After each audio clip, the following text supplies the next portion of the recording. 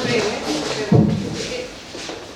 moltes gràcies perquè ho he trobat tot superinteressant. Heu posat molt ordre en idees que jo tenia i ho he trobat molt interessant totes les intervencions i les coses que heu dit, però a mi m'agradaria també que alguna vegada es pensés, que jo sé que es fa, en els nens i nenes que tenen necessitats educatives especials que són molt sensibles als horaris. I això que ha dit Jordi em sembla molt interessant també perquè, per exemple, s'estan fent el Flipped Classroom, la classe invertida, que no és només que l'alumne és el protagonista, sinó que l'horari és absolutament flexible, els espais, la diversitat d'edats. Però al marge d'això, ara hi ha un nou concepte també que es diu hiperescola, i que la gent està pensant coses perquè tots veiem que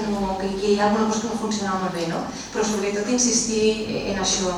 en l'alumnat que té necessitats educatives especials, que ara són nens i nenes, seran adolescents, però que acabaran sent els treballadors i treballadores que també agrairan aquesta reforma horària. Moltes gràcies.